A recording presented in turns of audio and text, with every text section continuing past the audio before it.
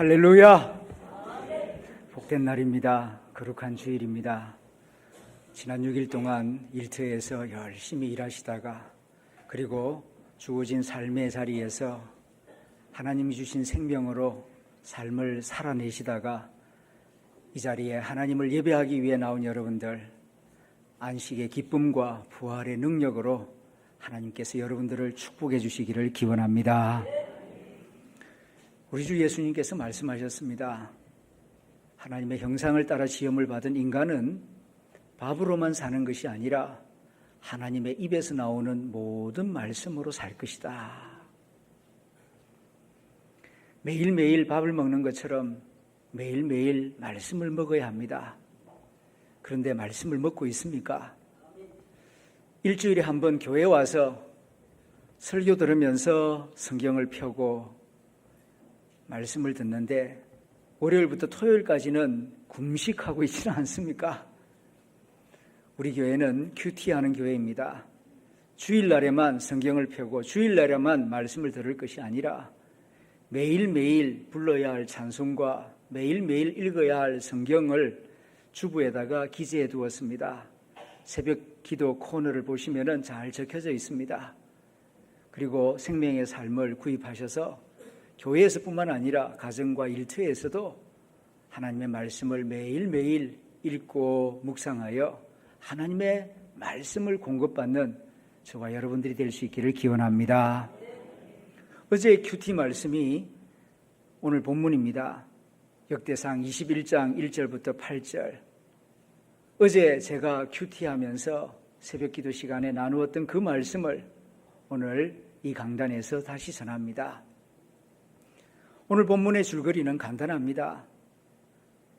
다윗 왕이 인군 조사를 하였는데 이걸 두고 하나님이 진노하십니다. 왜 하나님이 진노하셨는가? 이 성경 본문이 이 시대를 살아가는 우리에게 어떤 의미가 있는가? 예배 가운데, 설교 가운데 성령님께서 임재하셔서 깨닫게 하시고 올바른 신앙적 가치관을 바르게 세우고 혼탁한 이 세상 가운데에서 바르게 행동할 수 있도록 인도하여 주시기를 기원합니다. 다윗이 인구조사를 했습니다. 이게 잘못입니까? 아닙니다. 성경 전체를 보게 되면은 인구조사를 여러 번 하였습니다. 특별히 모세 시대 때에는 3번이나 하였습니다. 그 사실이 출애굽기 30장, 민수기 1장, 민수기 26장에 기록되어 있습니다. 느헤미야, 에스라 시대에도 인구조사가 있었습니다. 그때에는 하나님이 아무 말씀 안 하셨습니다. 그런데 다윗이 인구조사를 하니까 하나님이 진노하시고 무서운 징벌을 내리십니다. 왜 그렇습니까? 동기가 다르기 때문입니다.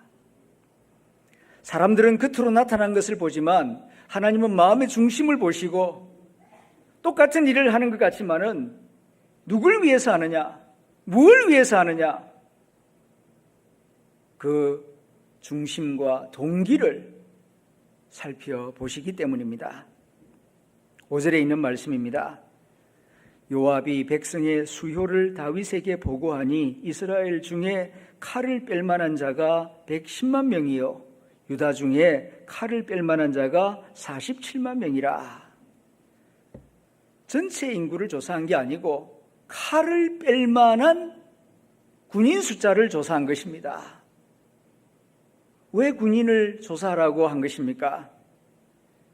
그 이유는 다윗이 자기의 군사력을 과시하고 싶어서, 그래서 하나님이 진노하시는 것입니다.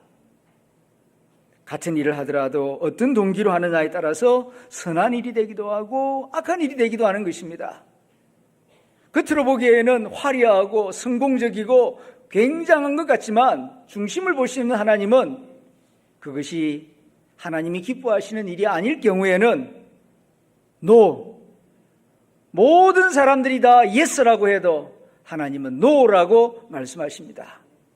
반대로 작게 보이고 초라하게 보이고 사소하게 보여도 그 중심에 하나님을 뜨겁게 사랑하고 정말 선을 위하여, 많은 사람들의 유익을 위하여 그 일을 할 경우에는 하나님이 크게 기뻐하시는 것입니다. 다윗이 언제 이런 일을 생각하며 언제 이런 일을 지시하였습니까? 안팎으로 무소불위의 권력과 힘을 가지게 되었을 때입니다. 오늘 본문의 말씀을 제대로 이해하려면 바로 앞에 있는 역대상 20장의 내용을 기억할 필요가 있습니다. 1절부터 3절을 보면은 다윗의 부하 장수 요압이 암몬 족속의 본거지인 랍바라고 하는 도시를 포위하여서 완전히 정복해버렸습니다. 이제는 암몬 족속이 힘을 쓸 수 없게 되었습니다. 그 다음 4절부터 8절을 보게 되면은 다윗의 충성스러운 부하들이 블레셋의 큰 몸짓을 가진 그 골리앗 같은 여러 장군들을 다 격파해버립니다. 그래서 블레셋을 정복합니다.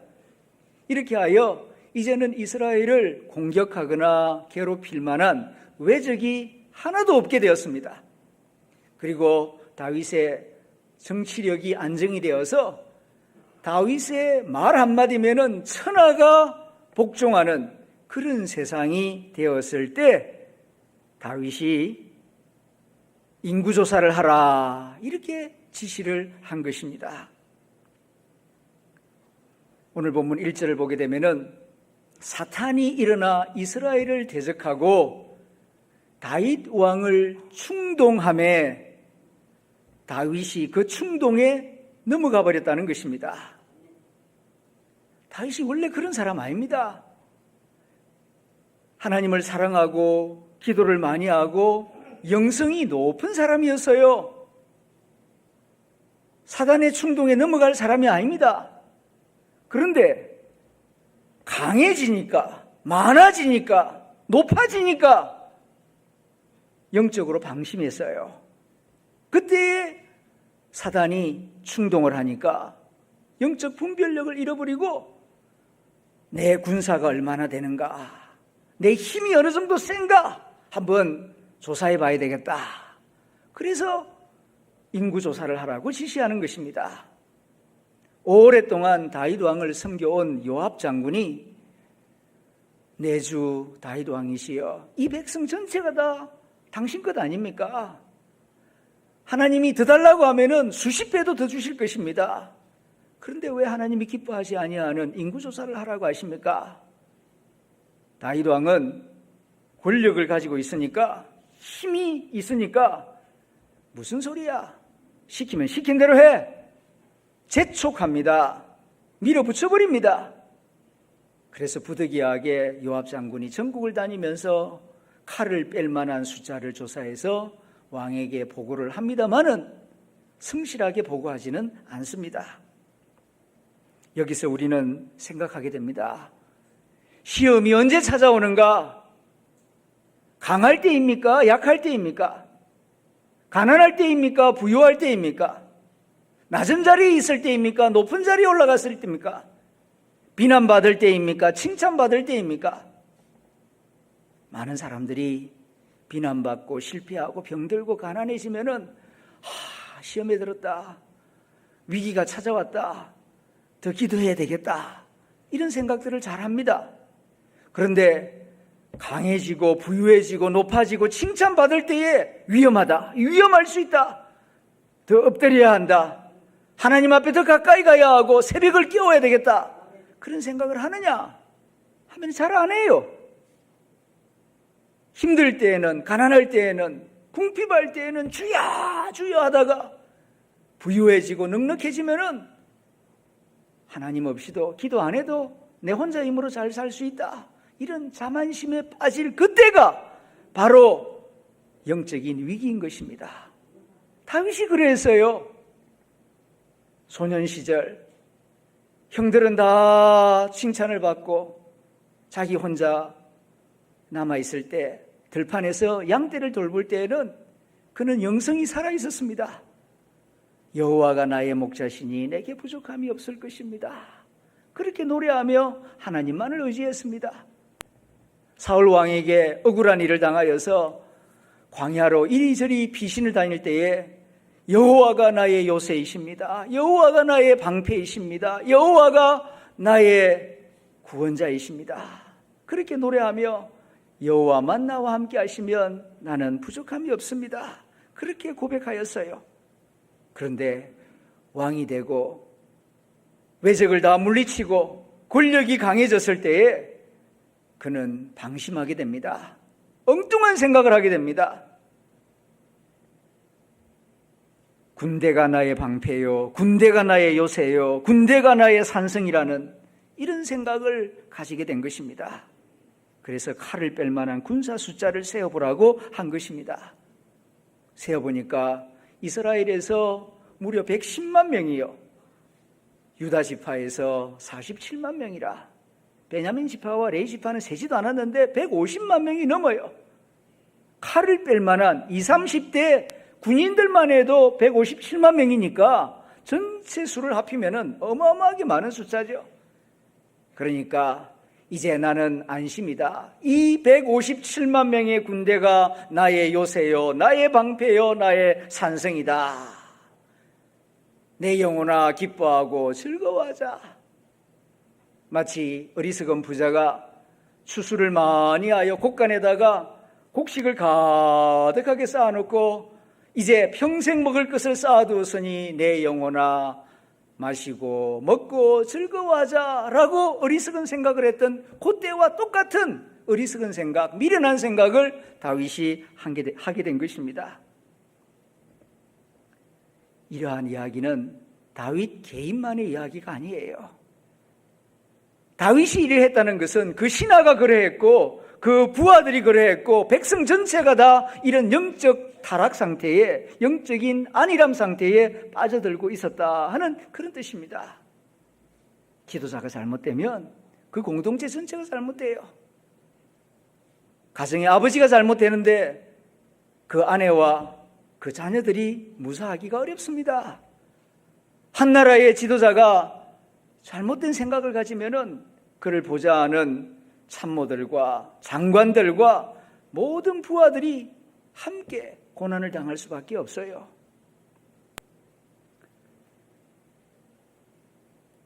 이번 우리 교단 총회가 9월 10일부터 나흘간 익산에 있는 이리신광교회에서 열렸습니다. 이 총회에서 초미의 관심사는 서울에 있는 명성교회 담임 목사 세습에 대하여 대한예수교 장로회 통합적 교단 총회가 어떤 입장을 표명할 것인가 하는 것이었습니다. 명성교회 세습을 인정할 것인가? 총회는 부정할 것인가? 인정한다면 뭘 근거로 인정하는가? 부정한다면 어떤 근거로 명성교회 세습은 잘못되었다고 판단하는가? 이걸 두고 300만 명의 성도들을 대표하는 1,500명의 목사 장로님들이 격론을 벌였습니다. 격론을 벌이는 그 현장을 수많은 방송사 기자들이 와서 취재를 하였습니다. 반대하는 총대들, 찬성하는 총대들, 양 진영은 각각 자기 나름대로의 관점과 논리를 가지고 있었기 때문에 쉽게 판단하기가 어려웠습니다. 그래서 상당히 긴 시간 논쟁과 격론이 오갔습니다. 그때에 광주 양림교회를 담임하시는 노치준 목사님이 3분 스피치를 하였는데 그 내용이 긴 시간 동안 양진영으로 나누어서 서로 자기의 주장이 옳다고 논쟁하며 격론하고 있는 이 모든 격론들의 핵심 내용이 무엇인가를 분명하게 정리해 주었습니다. 그의 말을 인용해 봅니다. 지금 우리가 오랜 시간 동안 벌이고 있는 이 논쟁과 격론은 교회의 자유라는 가치와 그리스도의 주권이라고 하는 가치, 이 두 가지 소중한 가치 가운데 어느 것이 더 소중한 가치냐? 이걸 지금 우리에게 묻고 있는 논쟁과 경론입니다. 둘 다 중요합니다. 교회 자유도 중요하고 그리스도의 주권이라고 하는 진리를 지키는 자유도 중요합니다. 먼저 교회 자유를 생각합니다. 교회 자유 소중한 가치예요. 한 교회 담임 목사를 청빙하는데 그 교회가 자유롭게 선택할 수 있는 자유, 소중한 것입니다. 마땅히 존중받아야 합니다. 그 교회 성도가 아닌 사람이 이래라 저래라 간섭하고 침해할 수 없는 것입니다. 그런데 우리 기독교 지도자들이 생각하고 소중하게 여겨야 할 가치는 교회의 자유라고 하는 그 가치만 있는 것이 아닙니다. 그리스도의 주권도 소중합니다. 다시 말하면 그리스도가 교회의 머리가 되신다라는 진리를 선포하고 지키고 실천하는 이 일도 소중한 것입니다. 교회의 머리가 누구입니까? 교회의 머리가 누구입니까? 명성교회 사태는 지금 이 물음을 한국교회 기독교인들에게 묻고 있는 것입니다. 교회의 머리는 누구이며 교회의 머리는 누구이어야 합니까? 당연히 교회의 머리는 그리스도입니다. 아무리 큰 교회라 할지라도, 아무리 많이 수고하고 탁월한 능력을 가진 담임 목사라 할지라도, 그 교회를 개척한 담임 목사라 할지라도 담임 목사가 교회의 머리가 될 수는 없습니다. 부활하신 예수 그리스도가 교회의 머리이십니다.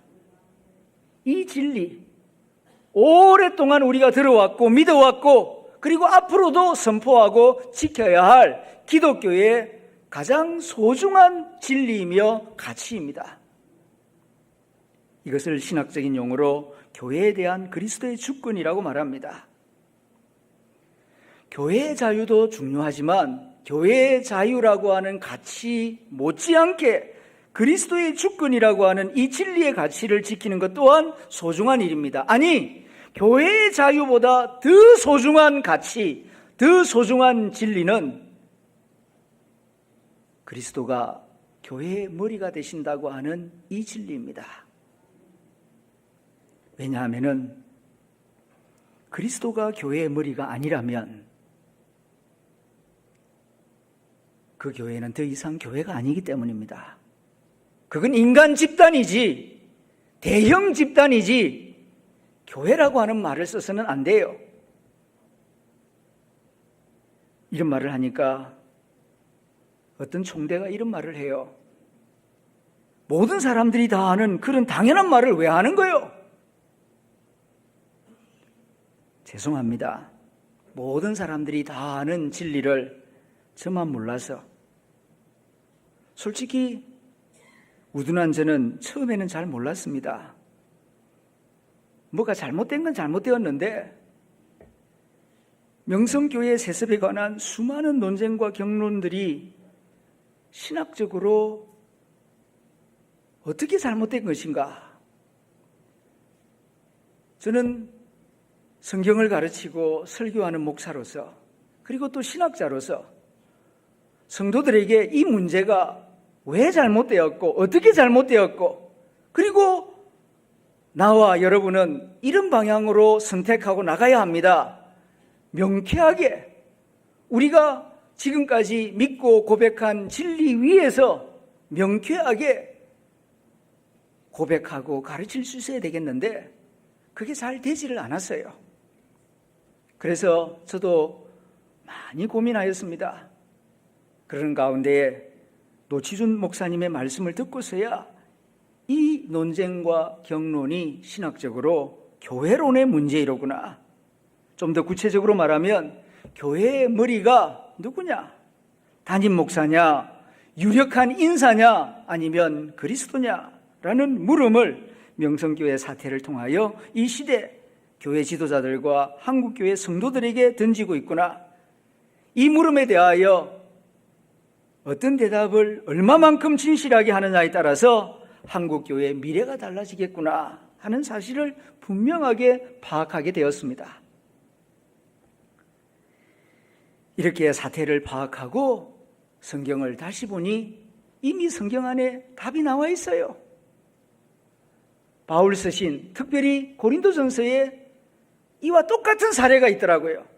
우리가 알고 있는 말씀인데 정리가 안 되니까 이 말씀의 의미를 제대로 알고 있지를 못했습니다. 바울 당시 고린도 교회는 목회 지도자를 따라서 나는 아볼로파다, 나는 바울파다, 나는 게바, 베드로파다, 이도저도 아닌 사람은 나는 그리스도파다, 그러면서 서로 나누어져서 분쟁하며 싸웠습니다. 바울파, 아볼로파, 베드로파, 이게 무슨 말입니까? 이 교회를 개척한 선교사가 바울 아니냐? 바울이 아니었으면 우리가 어떻게 복음을 듣고 어떻게 우리가 예수 믿게 되었겠냐? 그러니까 이 교회는 바울의 교회가 되어야 되고 바울의 이름을 소중하게 얘기해야 된다. 그렇게 주장하는 교인들이 생겨난 거예요. 두 번째로는 바울은 옛날에 수고는 많이 했지만 현재 담임 목사는 아볼로가 아니냐? 그러니까 아볼로를 중심으로 해서 아볼로의 교회가 되어야 참된 교회가 되고 올바른 교회가 아니겠느냐? 그렇게 주장하는 성도들이 생겨난 것입니다. 그러니까 유대인들은 예수님의 수제자가 베드로 아니냐? 예수님이 베드로에게 이 반석 위에 교회를 세우리라 그 말씀이 있으니까 이 고린도 교회는 베드로의 교회가 되어야 된다. 이렇게 지금 주장하고 있는 것입니다. 헬라어 원문을 보면은 다 소유격을 쓰고 있어요. 바울의 교회, 아볼로의 교회, 그리고 베드로의 교회. 이 말은 바울에게 속한 교회, 베드로에게 속한 교회, 그런 뜻이에요.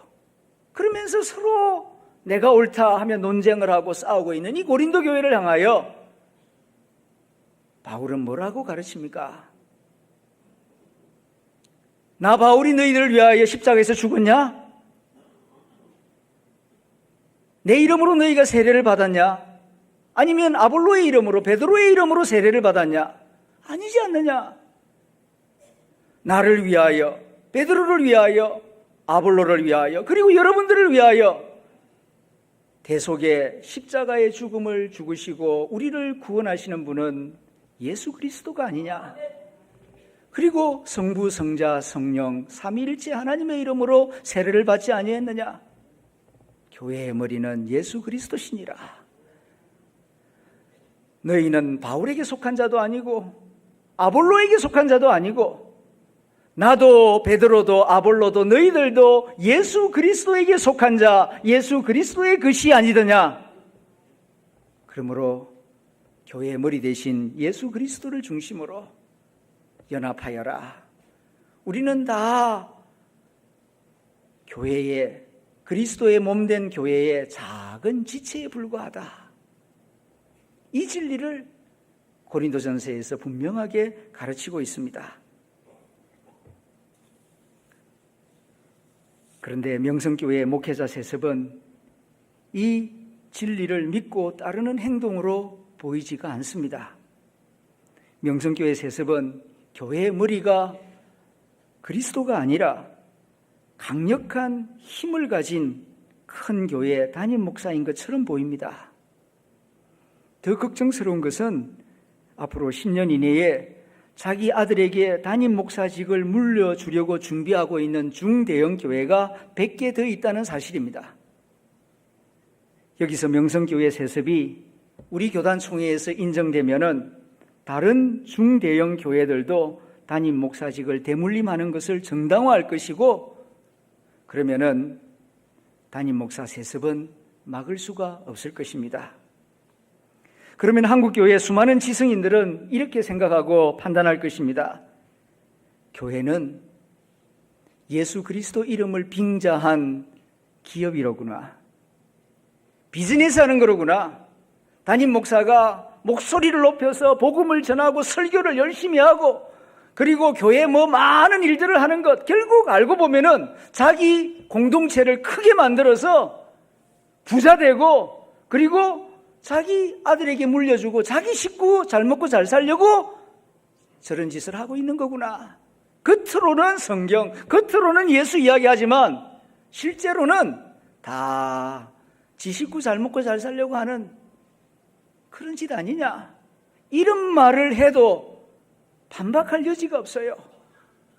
흔히 하는 말로 청년들이 요즘 한국 기독교 예수 그리스도의 교가 아니라 개독교 아니냐, 이런 막말 같은 비난을 해도 반박할 수가 없어요. 전도의 문은 막히고 교인 숫자는 줄어가고 결국은 한국 교회 전체가 망하는 것입니다. 어떤 이들은 이렇게 말합니다. 성경 어디에 세습하지 말라 하는 성경 구절이 있느냐? 그러면은 성경 어디에 노예를 해방시켜라 하는 구절이 있습니까? 성경에 이런 글자가 있느냐, 이런 구절이 있느냐 없느냐, 그걸 가지고 성경적이다 비성경적이다 라고 판단해서는 안 돼요. 그건 유치원 수준이에요. 노예를 해방시켜라, 노예를 해방시키지 마라, 그런 구절 없어요 성경에. 하지만 성경 전체를 보십시오. 우리가 믿는 하나님이 어떤 하나님입니까? 모든 인간을 자신의 거룩한 형상을 따라 만드셨어요. 주인이나 종이나 남자나 여자나 흑인이나 백인이나 다 존귀하게 창조하시고 하나님 앞에서 모든 인간은 동등한 인권을 가진다는 것이 성경 전체의 가르침입니다. 이 성경 전체의 가르침에 따라서 흑인 노예 해방 운동을 시키는 것이 성경적으로 정당화되는 것입니다. 세습 문제도 마찬가지예요. 성경에 세습하라, 세습하지 마라 그런 구절 없습니다. 그러나 성경 전체에 비추어 보아서 이 문제를 판단해야 하는 거예요. 오늘 본문 역대상 21장에서 말하고 있듯이 세습, 인구조사하는 것이 잘못된 일이 될 수도 있고 모세 시대 때에는 옳은 일이 될 수도 있어요. 어떤 경우에는 옳은 일이 되고 어떤 경우에는 그런 일이 되는가? 중요한 것은 동기입니다. 그리고 시대적, 선교적 사명입니다.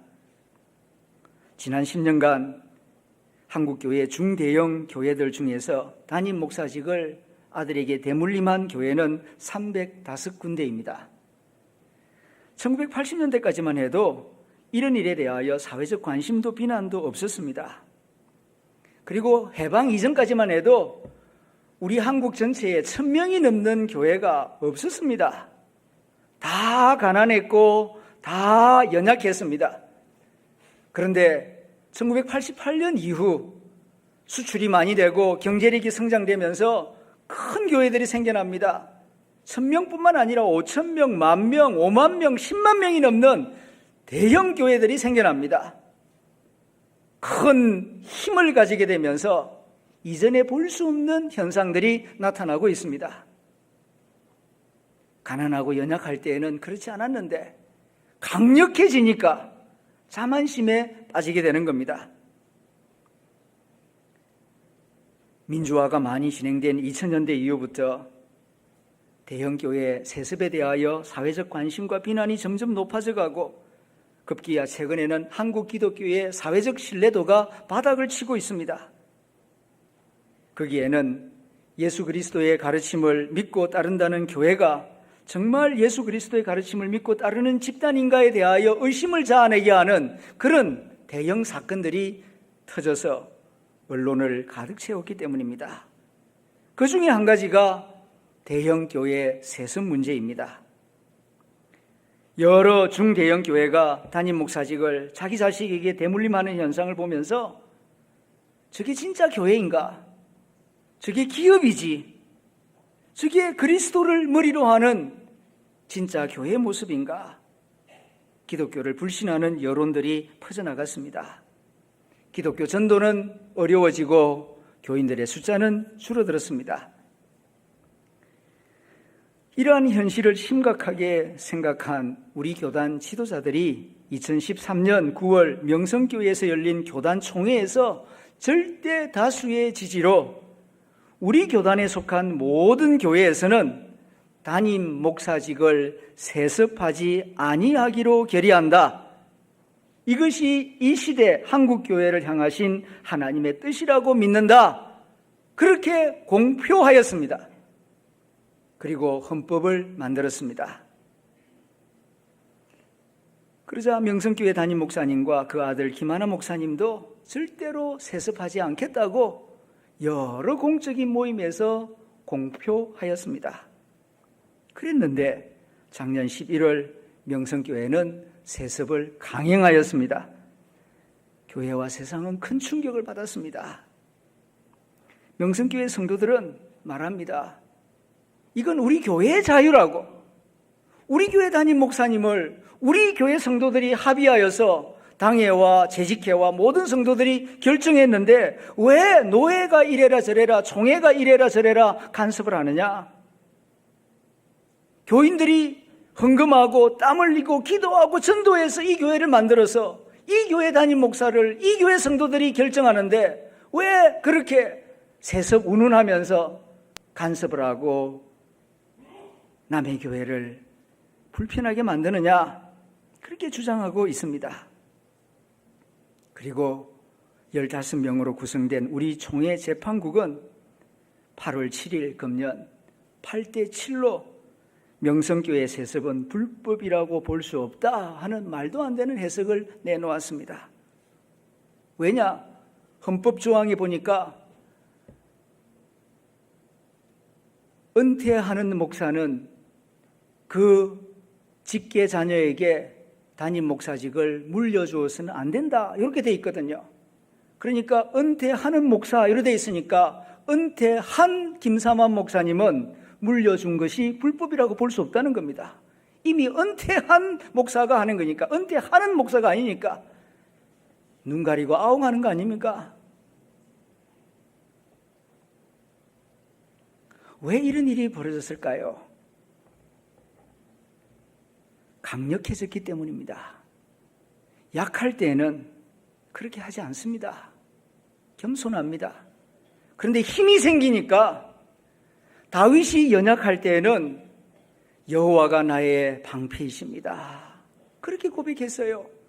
그런데 왕이 되고 외적을 다 물리치고 그리고 권력을 가지고 천하를 다스리는 그런 권자에 앉아 있으니까 하나님이 싫어하는 줄 알면서도 인구조사하라. 신하들이 조언을 해도 무슨 소리야? 시키면 시킨 대로 해. 강요하면서 인구조사를 함으로 하나님의 진노를 받았던 것과 같은 현상입니다.